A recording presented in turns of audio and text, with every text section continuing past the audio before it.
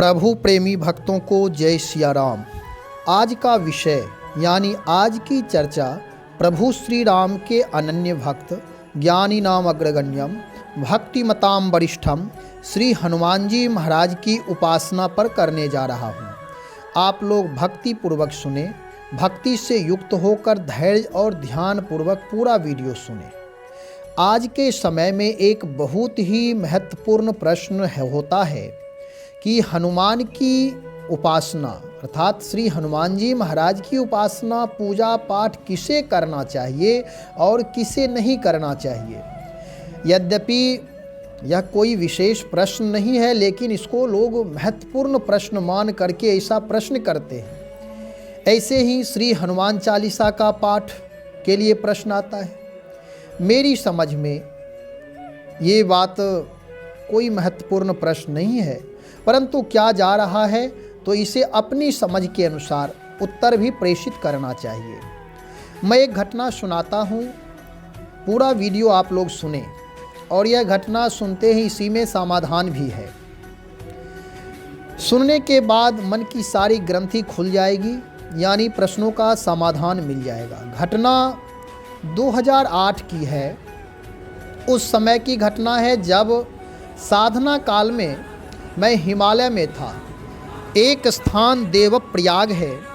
देवप्रयाग में ही गंगा की दूसरी तरफ एक जगह है, धनेश्वर गांव है वहाँ प्राचीन एक हनुमान जी का मंदिर है, जो पहाड़ों में ही बने हैं। हनुमान जी कोई महात्मा बनाए थे, वहीं साधना किए थे। परम सिद्ध श्री हनुमान जी महाराज हैं, मनोकामना पूर्ण करने वाले श्री हनुमान जी महाराज हैं। वहीं मैं साधना रत था कुछ दिनों के लिए। उस समय राम नाम की साधना मैं वहाँ कर रहा था, श्री हनुमान जी महाराज की सानिध्य में बैठ करके। वहाँ मंगलवार के दिन 2-4 भक्त आते थे हनुमान जी की पूजा प्रार्थना करने के लिए, और वहाँ कोई विशेष लोग नहीं आते थे। आना जाना बिल्कुल किसी का नहीं था, एकांत जगह। उस समय तो वहाँ कोई घर द्वार भी नहीं थे, केवल श्री हनुमान जी का मंदिर ही था और कोई नहीं था वहाँ। चारों तरफ जंगल थे, पहाड़ थे, उपासना के लिए उत्तम जगह हुई थी। तो मंगलवार के दिन लोग आते थे। 2-4 भक्त ऐसे थे जो प्रत्येक मंगलवार को आते थे। तो एक भक्त आए अपने परिवार के साथ, श्री हनुमान जी महाराज की पूजा प्रार्थना दर्शन किए और पुनः मेरे पास आकर के उन्होंने जिज्ञासा प्रकट की, महाराज जी हनुमान जी की पूजा महिलाओं को करना चाहिए अथवा नहीं करना चाहिए। ऐसा किसी ने बताया है कि माताएं बहनों को हनुमान जी की पूजा प्रार्थना उपासना नहीं करनी चाहिए। तो मैंने कहा, भैया मुझे तो कहीं सुनने को ऐसा नहीं मिला, क्योंकि पूजा तो पूजा है, देवता तो देवता हैं। फिर मैंने कहा क्यों नहीं करना चाहिए। तब उसने कहा कि श्री हनुमान जी महाराज ब्रह्मचारी हैं, इसलिए ऐसा बताया जाता है कि महिलाओं के लिए, बहनों के लिए हनुमान जी की उपासना वर्जित है। मैंने कहा कि आज तक मैं नहीं सुना हूँ, आप बता रहे हैं। तब उन्होंने अपनी भावना प्रकट की कि महाराज जी मैं भी कहीं सुना हूँ, तो आपसे मैं समाधान चाहता हूँ। मैंने कहा भैया मेरी समझ जितनी है मैं कुछ चर्चा करता हूँ, आप सुने। हम लोग मनोभाव से ही जो सोच पाते हैं, अर्थात अपने मन की स्थिति के अनुसार ही जितनी समझ है उतना ही हम देवताओं को भी आंकते हैं, उसी आधार पर सोचते हैं कि देवता भी हमारी तरह ही हैं। हनुमान जी ब्रह्मचारी हैं, ये ठीक है, तो क्या माताओं के स्पर्श से हनुमान जी व्यभिचारी हो जाएंगे? मैं ये थोड़ा कटु प्रश्न किया। ये बताओ कि हनुमान जी को यदि कोई माँ बहन स्पर्श कर दे, क्या वे व्यभिचारी हो जाएंगे? देखो, इसे समझें कि देवता हमेशा दिव्य होते हैं, उनसे जुड़ने वाले भी दिव्य हो जाते हैं। चाहे पतित से पतित भी यदि श्री हनुमान जी महाराज जैसे परम पावन भक्त की शरण में आ जाए, भक्त उनके शरण में आकर प्रार्थना कर लें, उनके नाम जप लें, हनुमान जी की कृपा दृष्टि पड़ते ही वह सारा जीवन उसका जन्म जन्मांतर शुद्ध हो जाएगा, पवित्र हो जाएगा। प्रभु श्री राम के अनन्य भक्त, राम कथा राम नाम के परम अनुरागी, किसी भी तरह यदि व्यक्ति भगवान के भक्तों से जुड़ जाते हैं तो उनके दूषित संस्कार, जो भी जन्म जन्मांतर के पाप हैं, वे नष्ट हो जाते हैं। कैसे? तो जैसे सूर्योदय होने के बाद सारे घने कोहरे अंधकार फट जाते हैं, चले जाते हैं, फिर दिखाई नहीं देते, ऐसे ही भगवान और भगवान के भक्तों की उपासना प्रार्थना करने से हमारे आपके जीवन में दिव्यता आती है।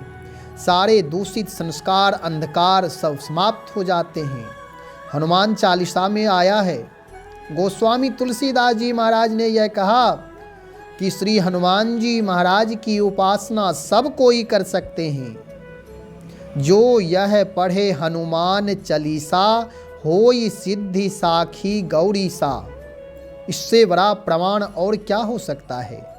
गोस्वामी जी कहते, जो नाम जो कोई भी, चाहे वह किसी भी वर्ण के हों, किसी भी अवस्था में हों, चाहे वह कोई भी हों, जो यह पढ़े, जो ये इस हनुमान चालीसा को पढ़ेंगे अर्थात पाठ करेंगे, हो ये सिद्धि साखी गौरी सा। हो ये सिद्धि मतलब इस चौपाई में जो सिद्धि शब्द है वह सफलता के अर्थ में है। यानी जो कोई हनुमान जी की पूजा उपासना प्रार्थना करेंगे, उनके जीवन से जुड़ी सारे मनोरथ पूर्ण होंगे, यानी सिद्धि यानी सफलता की प्राप्ति होगी। गोस्वामी तुलसीदास जी महाराज गौरी शंकर भगवान को साक्षी मान करके कहते हैं कि होय सिद्धि साखी गौरी सा। भगवान शिव इसके साक्षी हैं। अब यह श्री हनुमान जी महाराज की उपासना करने में इस चौपाई से बढ़कर के और कोई प्रमाण नहीं हो सकता है।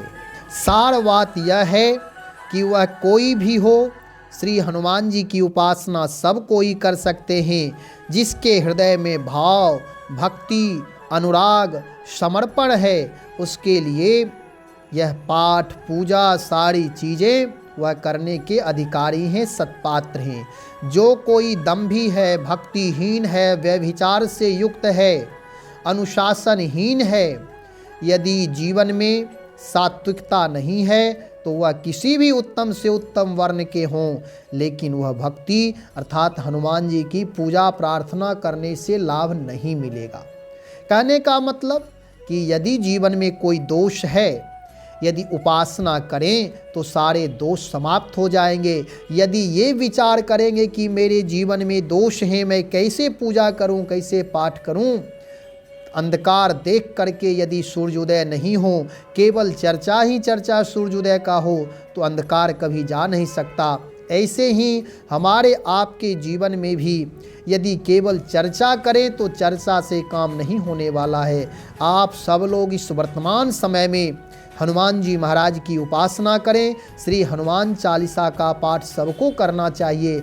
सब लोग हनुमान चालीसा का पाठ करें। आप लोगों के दैहिक, दैविक, भौतिक ताप समाप्त हो जाएंगे और मनोरथ की सिद्धि होगी। और कोई भी कर सकते हैं। भगवान नाम का जप अवश्य करें। भगवान नाम का जप अधिक से अधिक करें। श्री राम जय राम, जय जय राम।